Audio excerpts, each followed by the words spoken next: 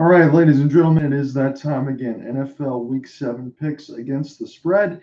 If you took my picks, reversed them, or faded them last week, you'd feel pretty good because I ended up 4-9, possibly one of the worst records that I've ever had. So let's start with it. In Week 7 side, Baltimore and Cleveland. Cleveland getting 6.5 on the road. So I'm going to make this short and sweet this week as far as the picks I'm going to take because I try to do a little bit of prep and sometimes that gets me in trouble and you end up 4-9. So I'm just going to go off the feel of this here. Baltimore coming off a couple losses, so is Cleveland. So let's go ahead and reverse that trek if you're Lamar Jackson, shall we? Cleveland's been struggling, especially on defense. Give me the Ravens. They'll cover the 6.5 at home. Tom Brady, and then the Carolina Panthers, Tampa Bay and Carolina. Carolina getting 10.5 at home. So Christian McCaffrey in a trade that pretty much shocked everybody, he's going to be going to the San Francisco 49ers. So that means no McCaffrey for Carolina. Tampa's really got to get some things going. It's not the sense that everybody wants to make the moniker of Tom Brady's old and washed up. That's not the case. They just need to start finishing some drives. And this has to be one of those games that cures what ails them. I'm going to take Tampa. I know it's a big spread. They have to cover 10.5. I think they can do it. Cincinnati and Atlanta. So, newsflash: if you've taken Atlanta against the spread, you've taken the points. You are a perfect 6-0. I am 4-2, and I could possibly be 4-3 in this week because I'm going to take Cincinnati. I feel like they're starting to find some rhythm. It's only 6.5 points. Atlanta is due to not cover one of these games and due to stop scaring everybody because after getting an upset win last week and sitting at 3-3, Cincinnati's got to be able to start to figure that out. And Atlanta can't be as good as they've been hanging around against every team. So give me the Bengals, give me the points at home. They cover 6.5. Another favorite I'm going to take as the Detroit Lions enter Jerry's world.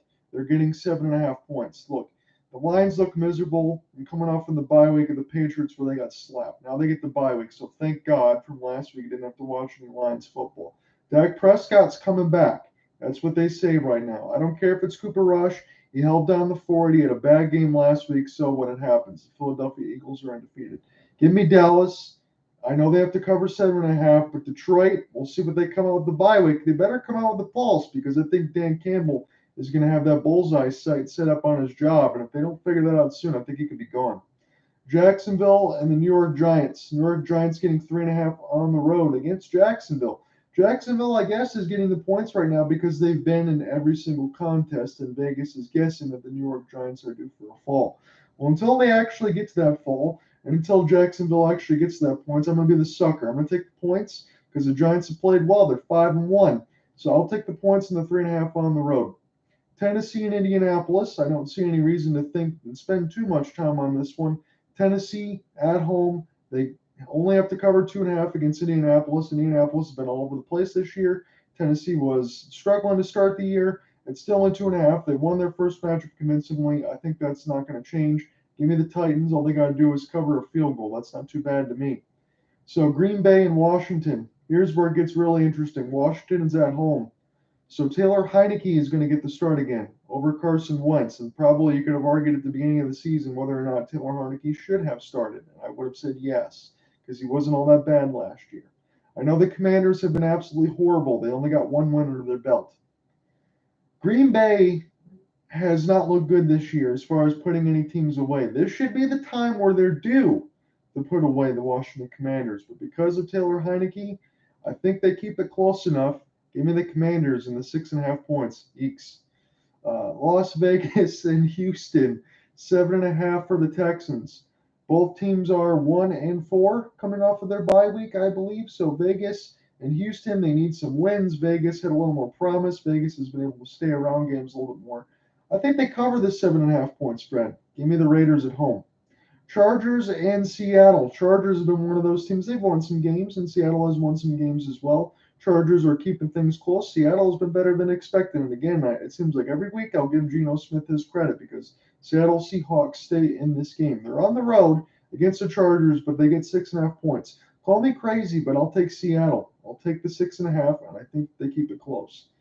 This is the one I'm not really sure on here, folks. I'll just say that outright. Kansas City and San Francisco. San Francisco at home getting 3.5 at the former Candlestick, or do they still call it that?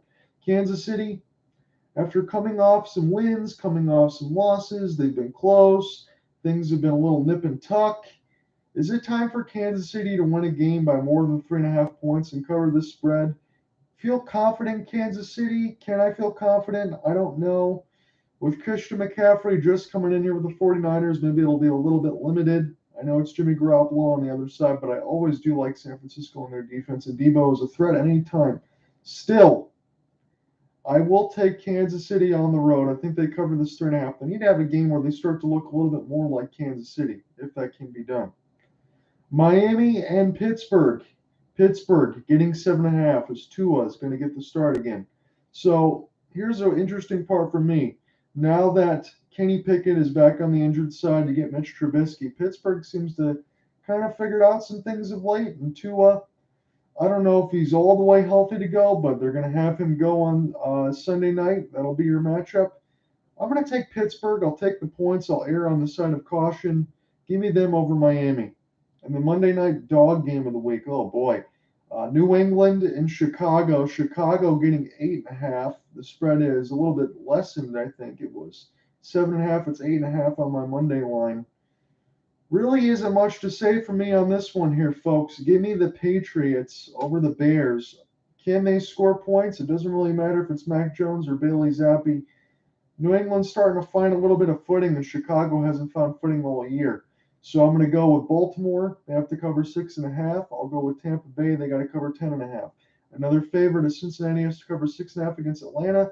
Dallas has to cover 7.5 against Detroit. I'll take the Giants and the points, getting 3.5 over Jacksonville on the road. I'll take Tennessee at home, covering 2.5 against the Colts. I'll take Washington at home, getting 6.5 over Green Bay. Yikes.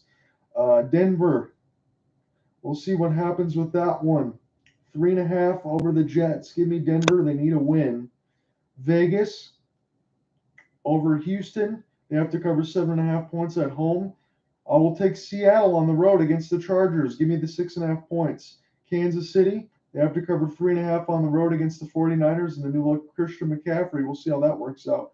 I'll take the Pittsburgh Steelers and the 7.5 points over Miami on the road. In New England, give me them at Gillette. They have to cover 8.5 against the Bears on Monday night. And the total points scored in between Dallas and Detroit, if we get to the tiebreaker, and let's face it, I was 4-9 last week, but that's not going to matter. I'm going to say 52 points scored against Dallas and Detroit in that game. Those are my picks for the week. Hopefully I don't go 4-9 again, and if not, who knows if I'll be back. See you then next week.